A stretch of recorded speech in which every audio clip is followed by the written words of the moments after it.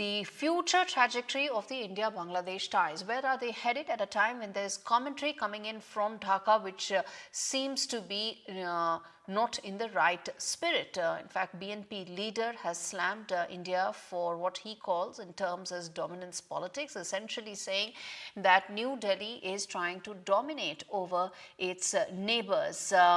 In fact, the Bangladesh foreign advisor to the Yunus government has said that the border killings right now are hindering ties between India and Bangladesh.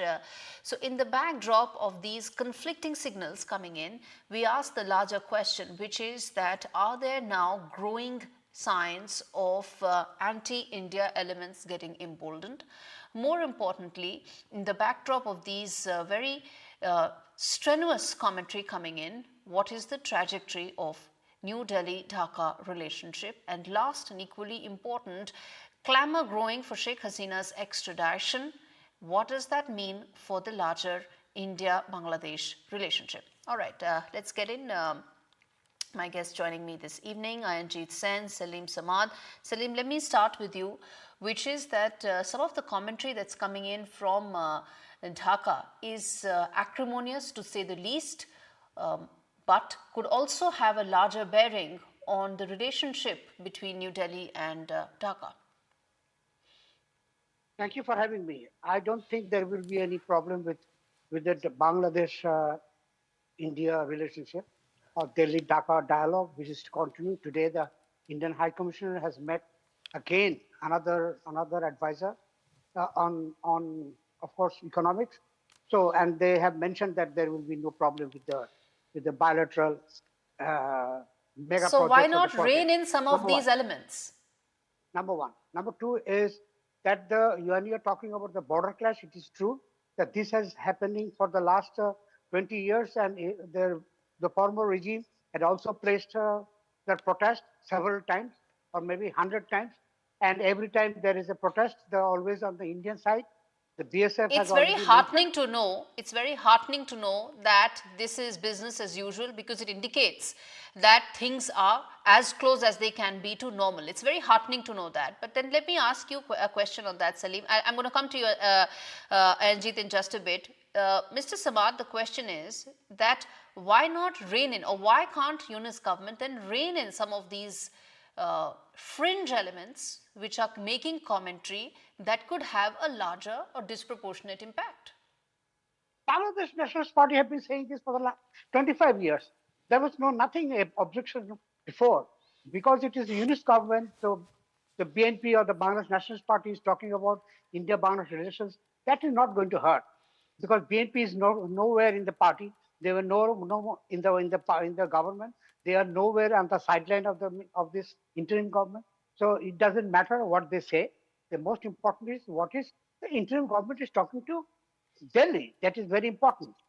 And of course, the border issue is a very crucial and very most, I would say that it is one of the most, I mean, for example, since January of 2024 and June, and of course this September, about 15 Bangladeshi nationals were shot and killed by BSF, and more than 20 have been injured. Let's not talk about the injury. None of the case in the since January, or even if you're talking about 2009, when Awami League came to power, till the Sen, hold your thought there. Hold your thought, Saleem Samad. Hold your thought. I'm going to come to you. Ayanjit Sen, respond to that. Is it as business as usual, as Saleem is saying, or India should be wary of commentary coming in at a time when relationship is being tested? It's being tested on several fronts, and this commentary New Delhi needs to be wary of. Well, I think so, because like a burning cauldron, what happens is primarily what's happening right now. As far as the dictation that is coming in from different groups in Bangladesh about negativity that's being spread about India is something which is definitely needs to be looked into by the Yunus administration, because otherwise it's not about the fringe elements in Bangladesh who are only making it. It's coming from all across. You can see that all across in social media. Are you saying that anti-India commentary is being normalized? Is that what you're saying, Ayanjit Sen? It's maybe Yeah, it's kind of picking up in a big way. I'm not saying normalizing, but it's picking up in a big way, and it's still very much there. Because yesterday evening, there were about more than 100 people near the border, in one of the areas in the border of of India and Bangladesh, where these people were chanting anti-India slogans all through, and they wanted to kind of show up in a way whereby, as if India is their biggest enemy, and it's just that has been lying low.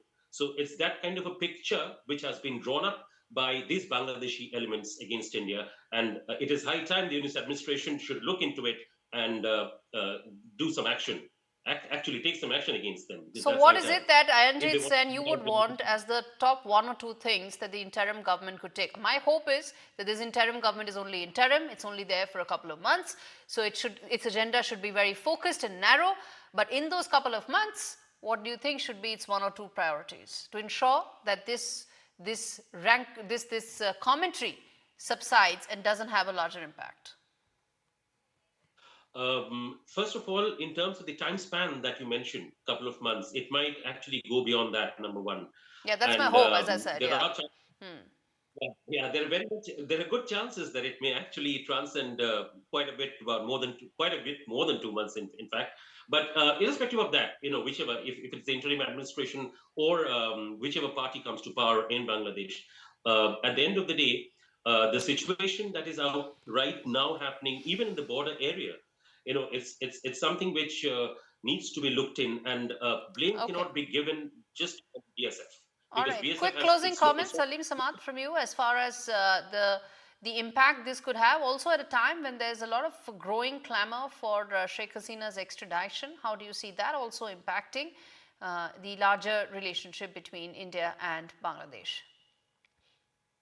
If you're talking about extradition, yes, it is very important that Professor Yunus has already mentioned this to Narendra Modi on the telephone, that they have a couple of steps have been taken. That number one, his phone connection, connectivity has been stopped in the safe house where she's living in Delhi. Okay. So this is number one. Number two, it's very important that she should be extradited for the murder of the All right. 640 Let students. I think, sir, 5th of August is now so far back in time that we can now let our emotions not take the better of us as far as Bangladesh is concerned. Sheikh Hasina's extradition is concerned. We're going to come back and talk more on that.